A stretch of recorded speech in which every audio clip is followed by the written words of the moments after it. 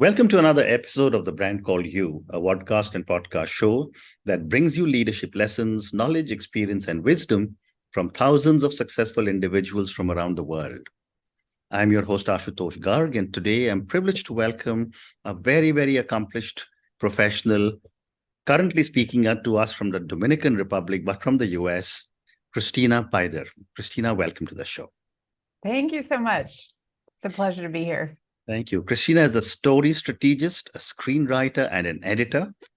And she's an author, of a book titled The Hollywood Approach. You can see the book on, next to Kristina. And all of you also know that I've always been very, very partial to authors. So we'll talk about her book. And Kristina has won more than 13 global and national awards. So Kristina, before we start talking about anything else, tell me about your own journey. Oh, there's so much to say about one's journey in an open question. I will just share a little bit about my professional journey and share the context that I grew up in a family of storytellers where humor and relaying anything that happened to you during the week or happening in your life was told through a humorous lens. So as I advanced in my education, I became a journalist and I worked in television and news. And then I pivoted to advertising and marketing. And then I got my MFA in screenwriting from UCLA and wrote movies on the side. And I used that form of storytelling to inform a lot of the other work that I have been doing. And not only my work, but my life choices. Looking through the lens of how a Hollywood heroine or hero lives their story or makes their actions and decisions. So it all is, for me, has really come together in the last many years of doing that and practicing that. Yeah. Fabulous. So, you did mention that you've come from a family of storytellers, but you're also a story consultant and a developmental editor. Tell me a little bit more about what does the story consultant do and what does the developmental editor do? Sure. Well, I'll start with the developmental editor because that is the key editor that works on any book project. So for example, on my own book, I had two developmental editors besides myself working on the book to make sure it is the best presented, best structure, best elements that tie it together. So the developmental editor is the primary editor who reviews a manuscript for structure, for flow, for core message. Is it speaking to the ideal reader consistently? And is it a cohesive body of work? And then I would call a story consultant someone who does those things on different mediums. So I also help people from time to time with, I help companies. I've just been working with a team of scientists who are doing a series of live casts that are like webinars, and they want to make sure that their Q&A program, it's almost like a news program now, which we have so many great capabilities of doing in different ways. It can be a marketing, it can be website, it can be a screenplay, it can be someone's branding or personal site or things like that. But using the same elements and looking at the same elements is the core message there.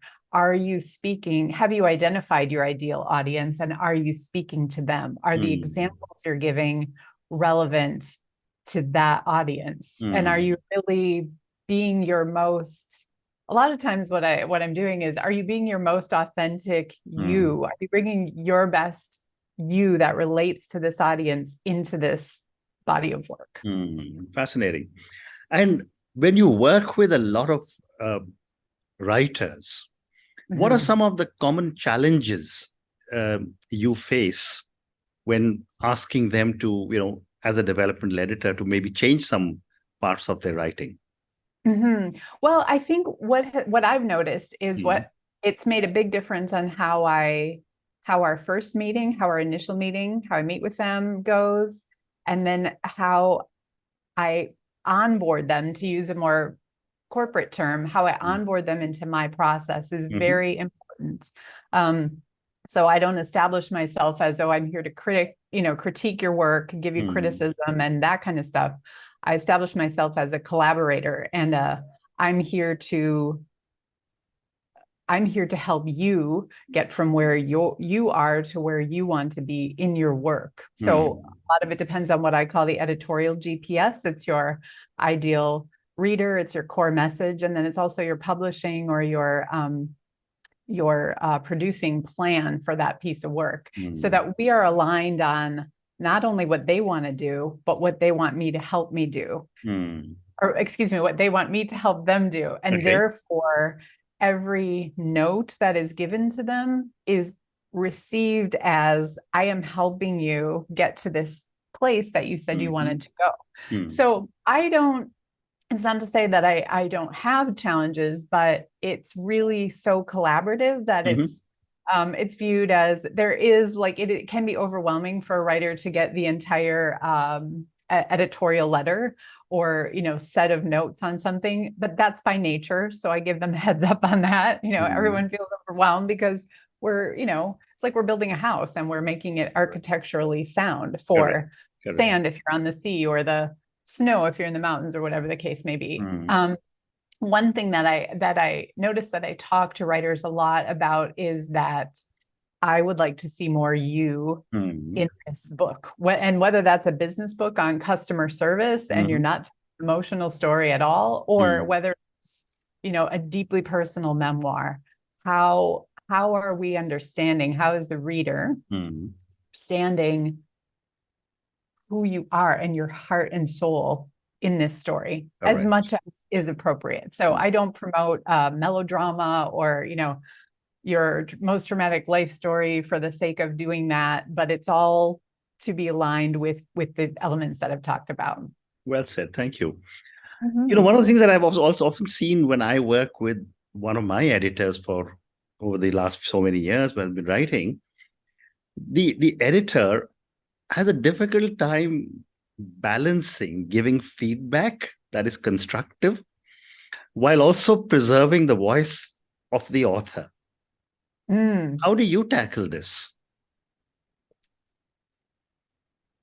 It's interesting that you say that, because one of my key things is, and one of the reasons I don't do ghostwriting is because I really value the unique voice of every author. The way you might say you've had a great day or it was a big success would be different probably than the way I would say that, especially in the moment of that big success, right? Or your reaction, your response to that. And I think that preserving those kind of nuances are so important. So sometimes it's about maybe cleaning up language or asking for the story to be told in a different way.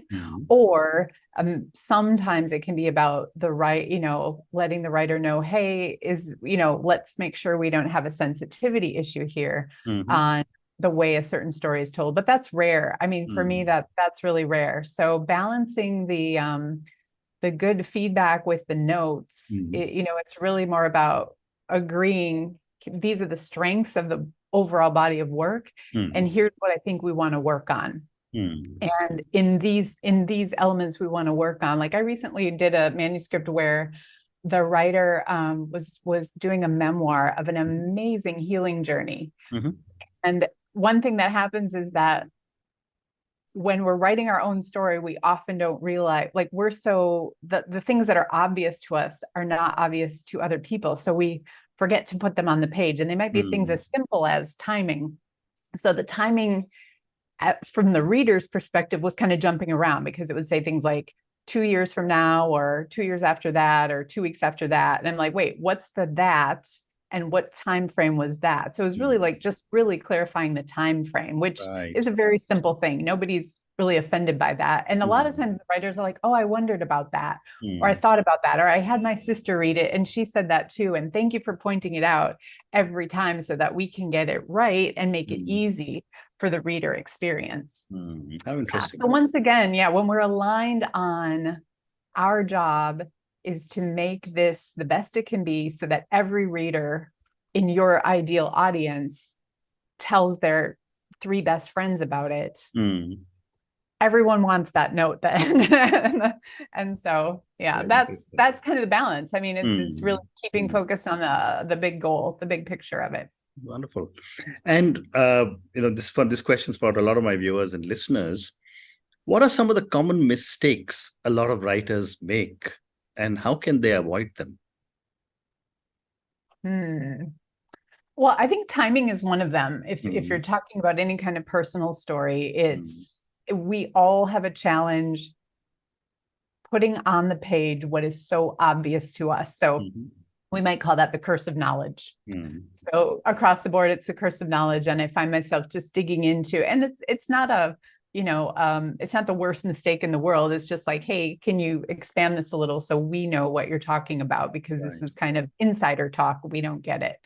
Another thing is, I think writers tend to underestimate or undervalue their own personal story and personal details as it relates to a particular topic or book. So I find myself always encouraging, I would like to see more you in it. In fact, I joke with people a lot of times in my introductory interview that like this might be a part of my boilerplate going forward because it's such a common thing. And so, but it's not to be worried about. I tell people too, like, notes aren't to be worried about. It's like, again, we're on the team to do it. And I'm trying to think of maybe one more example of a mistake. I think I wouldn't say maybe a mistake, but I would say a big lesson for people is that what we've learned in high school, university, and even for myself, journalism school, and even for myself in getting an MFA in screenwriting, is structure. Learning about structure is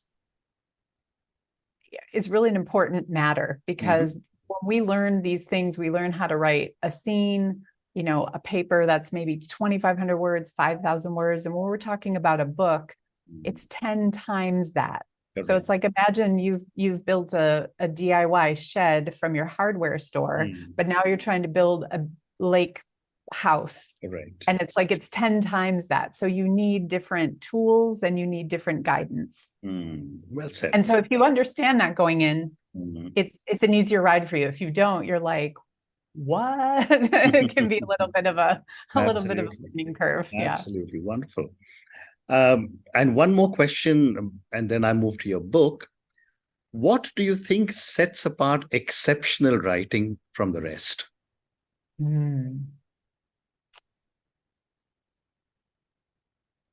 Well, I think exceptional writing, like all types, I think writing has three elements. There's story, the element of story. What is the story itself? The structure. So how are you putting it together? And then the execution. And those, I liken that to having a 3-lane highway. I think you can work on 2 of those at the same time. So you can be crossing from one lane to the other. But if you're trying to do all 3, you're now sideways, moving down the freeway. And so you want to make sure you've chosen, a story that is right for you to be telling, whether it's a business, a nonfiction book, or a fiction book. And then you want to make sure you have the right structure that supports that story. There's so much that goes into it, but I think really executing those 3 at the highest level is paramount. And then I think also, there's a lot of other elements. So I think that what feeds into that is passion, dedication, having fun. I see that, and I encourage my writers to do this all the time. The more fun you can have in the process, the more you're going to stay with it, the more you're going to be committed to that next draft. And so, there's a lot that goes into all of it, but that's what I would say. Yeah. Great response. Thank you. So, Kristina, now let's talk about your book, The Hollywood Approach. And before I ask you a question, I'm going to ask all our viewers and listeners to go and check out Kristina's book, The Hollywood Approach. I will go and check it out also. So tell me about what inspired you to write the book.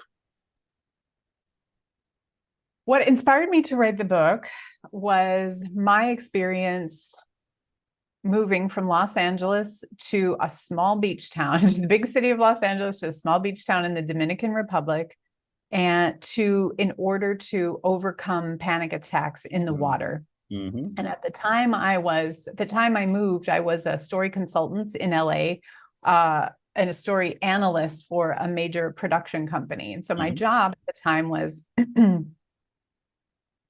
analyzing movies to say, yes, I think we should consider it, or consider investing millions of dollars into making this, or this is a pass and here's why. And I met at a crossroads of my own recovery after rescuing a couple boys in a riptide a few years earlier. It led to me having panic attacks, and fast forward, these panic attacks became debilitating. So I read about this place in the DR where it's called 27 Waterfalls, and you hike up for 2 hours. And the only way back down 10 years ago when I came here was either helicopter evacuation, which was kind of sketchy, or you had to jump in all of the waterfalls. And for some reason, I became convinced that doing that would move the needle on my panic attacks. And so that whole story, and as I then moved here after, I loved the community. And as I retold the story again and again, because people always ask, why are you here? It just led me to synthesize that really what I did in that process was become my own heroine. I had to make different decisions if I was going to be in the condition to lifeguard again, or do these kind of things. And so that really, when I backed it up, it was really the Hollywood approach. It's like the hero's journey, but personalized for your own life. Correct. Well said. That's a long answer, but no, it's a great response. The book also emphasizes the importance of storytelling. We've already spoken about what goes into making a good story. Can you tell me a little bit about the entertainment industry, because it's known for its competitive and cutthroat nature? How can an author navigate this environment without compromising their values? Ooh, that's a big question. And I think that, yes, it's known for being cutthroat and a lot of other negative things. And like everything, there's a balance.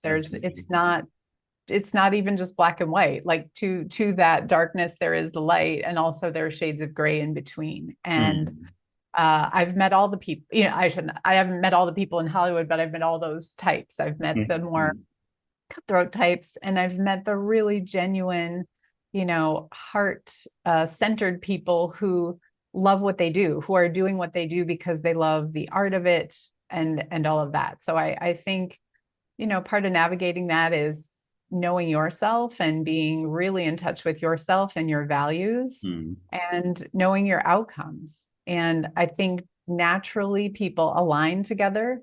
And I think you have to set good boundaries, know what you're looking for, be evaluating your goal and your outcome again and again as time goes on. Well said. So time for two more questions. You also talk about the power of persistence and resilience.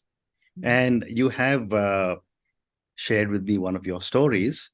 But are there any other stories that come to your mind when you may have faced failure, and how did you overcome it?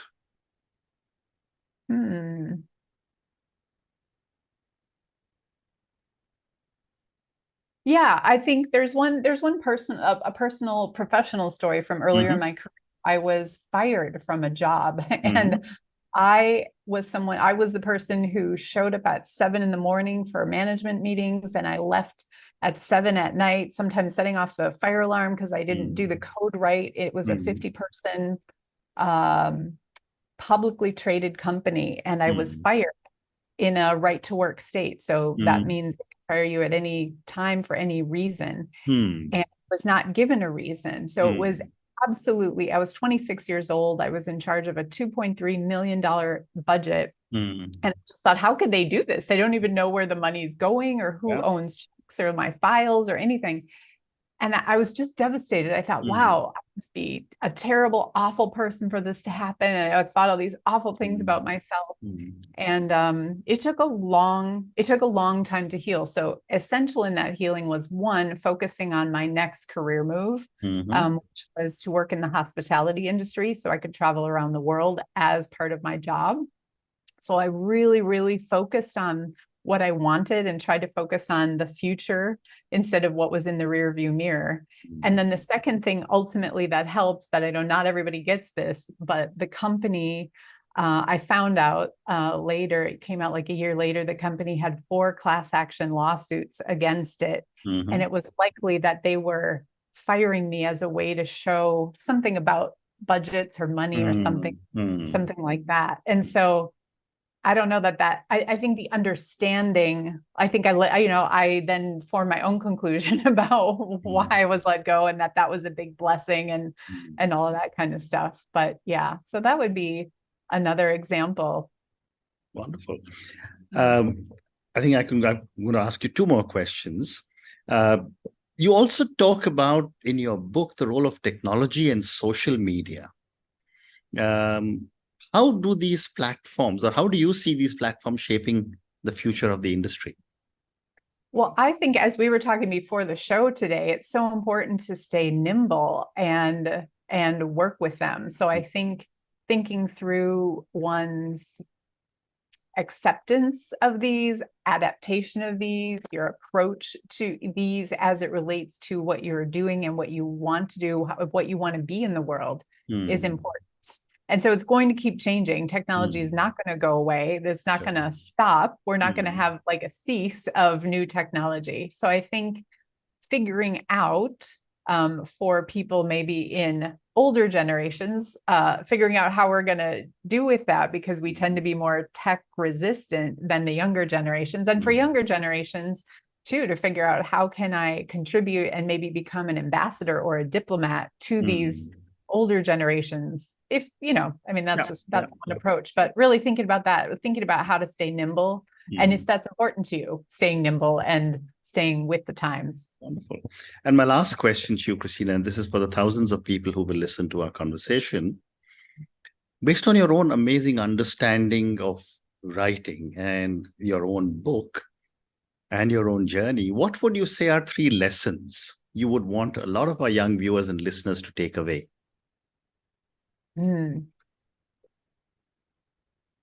I think the first one is one of the lessons, I was asked this recently too. One of the things that surprised me on my journey is how many people were willing to help, contribute, be a part of it. So just know that you have allies there, even if you haven't met them yet. I think that's really key. Second thing, structure. If you don't know about structure of long form narrative, then just make sure in the future you have a Post-it note or I guess the electronic note for our younger friends, whatever you use. Have some kind of note to be working with someone who does understand the structure, or perhaps investigate taking a structural class on structure yourself. Now, it won't be called a class on structure, but you will find it, and there are different types of structures for each genre. So that's number 2. And let's see, number 3, have fun. Have the most fun you can possibly have doing your writing, because when you're having fun, you're playing, you're having a great time, you're likely to stay the path longer, and that is going to really anchor your success. Oh, wonderful. And on that note, Kristina, and your 3 wonderful lessons, people are willing to help. You have allies somewhere out there, and you will meet them. Second one was so amazing, structure. And the third one, have fun. Thank you so much for speaking to me about your journey. Thank you for talking to me about so many different aspects of being a story consultant and a developmental editor. I mean, I learned some very interesting new things from you today. Thank you also for speaking to me about your book, The Hollywood Approach, and sharing 2 very personal stories. Thank you again for speaking to me, and good luck. Absolutely, my pleasure. Thank you too. Thank you for listening to The Brand Called You videocast and podcast, a platform that brings you knowledge, experience, and wisdom of hundreds of successful individuals from around the world. Do visit our website, www.tbcy.in, to watch and listen to the stories of many more individuals. You can also follow us on YouTube, Facebook, Instagram, and Twitter. Just search for The Brand Called You.